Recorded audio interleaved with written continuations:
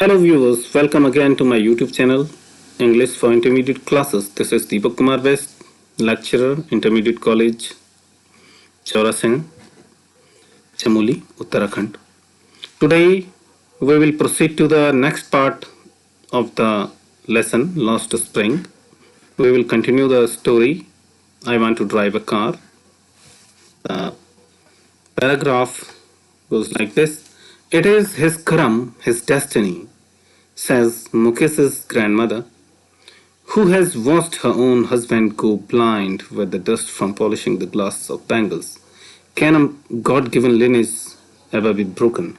She implies, born in a caste of bangle makers, they have seen nothing but bangles in the house, in the yard, in every other house, every other yard, every street in Firozabad. Spirals of bangles, sunny gold, paddy green, royal blue, pink, purple, every color born out of 7 colors of the rainbow.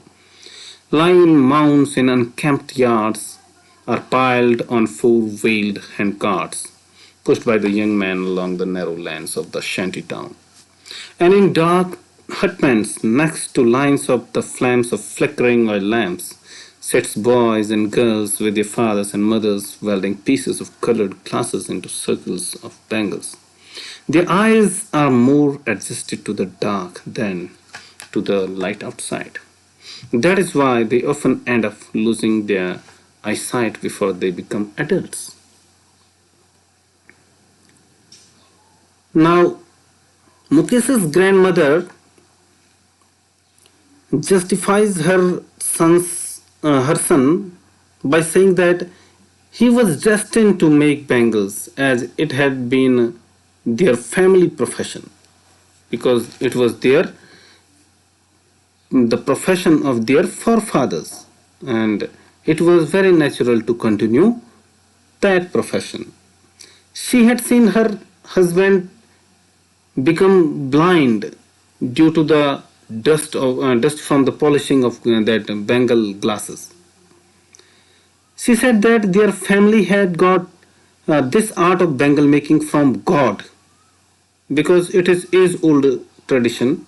So she tells that they have learned that art from God and so they had to carry on the tradition. That means it is a God given tradition to them, she want to say. They were because they were born in a particular caste which had to follow the profession of Bengal making. All their life they had just seen these glass bangles only. There were everywhere in the backyard, in the neighboring house, in there, and even the streets of the town. There were huge spirals of or bunches of bangles in different colors like gold, green, blue, pink, purple, and all the colors which are present in the rainbow. They were there were bangles of all the colors, and further, the writer says that there were bangles in the these bangles were put in the neglected yards also, and they were dumped on the handcarts for sale. They were pushed by men along the street of Firozabad. And the writer describes the environment of the workplace where the bangle makers work. These huts or cottages were small and dark and dingy and full of foul smell. The children would sit next to a line of oil lamps whose flames were unsteady. It used to flicker, and they, along with their parents, joined the pieces of colored glasses into circles called bangles. And as they spent a lot of time in the dark rooms of these hutments, their eyes would not adapt to the bright sunlight of the outside, and many of them lost their eyesight before gaining the age of adulthood. So it was a hazard of that industry that the blindness was the main problem which arise due to their profession. Next, Savita, a young girl in a drab pink dress, sits alongside an elderly woman, soldering pieces of glass as her hands move mechanically like the tongues of a machine. I wonder if she knows the sanctity of the bangles she helps make. It symbolizes an Indian woman's suhag, auspiciousness in marriage. It will be dawn on her suddenly one day when her head is trapped with a red veil, her hands dyed in red with henna, and red bangles rolled on to her wrists. She will then become a bride, like the old woman beside her who became one many years ago. She still has bangles on her wrist but no lights in her eyes. एक वक्त सिर भर खाना भी नहीं खाया, she says. In a voice drained of joy, she has not enjoyed even one full meal in her entire lifetime. That's what she has reaped. Her husband, an old man with the flowing beard, says, I know nothing except bangles. All I have done is make a house for the family to live in. Now the writer says, there was a young girl by the name of Savita. She wore a faded pink colored dress, and Savita was sitting with an elderly woman, perhaps her grandma, and they were joining pieces of glass to make bangles. The hands of the little girl moved like a machine, just like the tongues of machine. The writer wondered if Savita knew that bangles were sacred.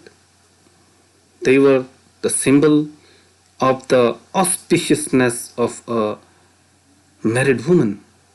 They were a good omen for a woman's wifehood. She thought that Savita would realize this when she would become a bride herself.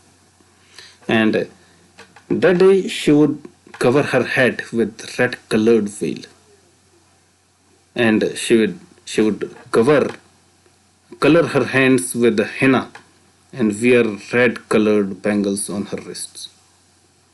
The elderly woman sitting next to Savita also became a bride many years ago when she was younger. She was still wearing the glass bangles, but she had lost her eyesight now as she had become old, and due to working in the glass industry, she had lost her eyesight already.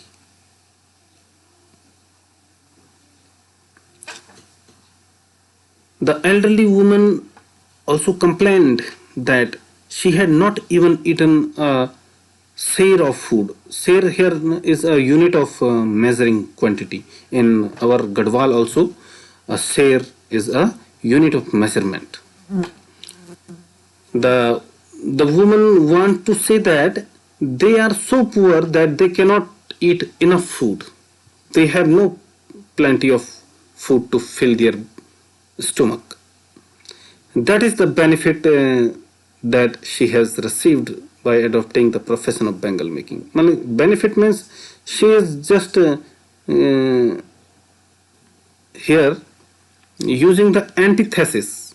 Means ironically she is telling that this is the benefit she has reaped from this bangle making profession. The woman's husband has a flowing beard, and he says that he does not know anything other than bangle making. All that he has been able to accomplish in his life is to make a house for his family to live in.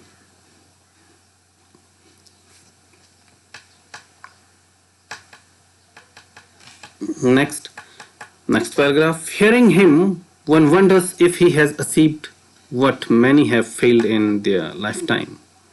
He has a roof over his head, The cry of not having money to do anything except carry on the business of making bangles, not even enough to eat, rings in every home. The young men echo the lament of their elders. Little has moved with time, it seems, in Firozabad. Years of mind-numbing toil have killed all initiative and the ability to dream. Now, the writer wonders that probably the old man has achieved something which many other people of his society have not been able to achieve actually. Means it was a big deal for them to build a house to live in. A hut, not even a proper pakka construction, but a kacha construction hut. At least he has been able to secure a shelter for his family. This problem was prevalent in all the homes which carried the profession of bangle making.